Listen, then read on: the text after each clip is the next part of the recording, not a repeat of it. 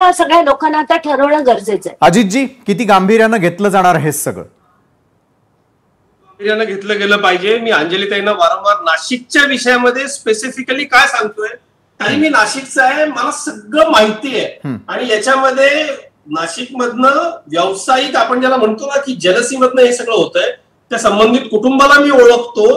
कुंभार साहेब कधीच त्यांच्या बाबतीतली ही माहिती नसेल हे मी तुम्हाला ठाम सांगू शकतो।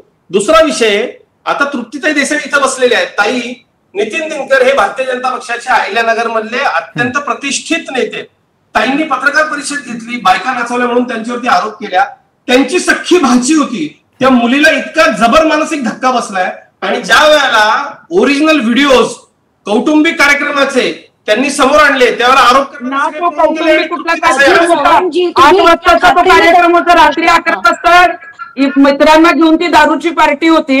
आता तुम्ही मला मुख्यमंत्र्यांची वेळ घेऊन द्या, त्या महिलांना घेऊनच जाते तिथं। खोटारडेपणा करू काय तुम्ही बोलताय? एक तर तुमचं काही माहित नाही, तुम्हाला त्याच्यातलं काय घाबरत नाही। एका सामाजिक कार्यकर्त्याची कारकीर्द उद्ध्वस्त करताना लाज वाटत नाही का आपल्याला? सामाजिक कार्यकर्ते म्हणून घेता आपण 10 लाख रुपये आपल्याला सगळ्यांना भान ठेवावं लागणार आहे, कारण महाराष्ट्र बघतोय। करुणाताई मुंडे यांनी ज्या भगिनीला समोर आणलंय तिच्यासाठी लढा तुम्ही। कोणाला म्हणताय तुम्ही? मी यांनाच म्हणतोय ताई, यांना म्हणतोय मुख्यमंत्र्यांची वेळ घेऊन द्या,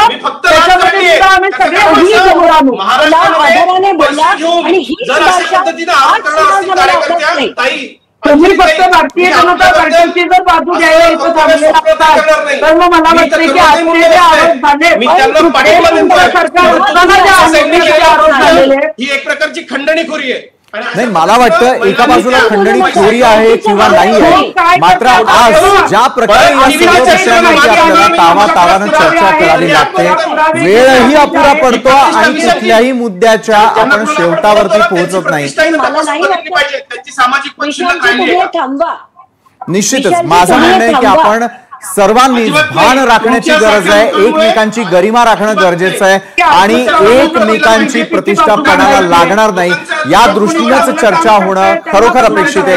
वेळेची कमतरता आहे, त्यामुळे मला चारही मान्यवरांना यावेळेला थांबावं लागतंय। मात्र याच महत्वाच्या विषयांवरती अशाच प्रकारे चर्चा सुरू राहतील। सर्व मान्यवरांचे आभार, तुम्ही या चर्चासत्रात आमच्या सोबत जोडले गेलात त्यासाठी।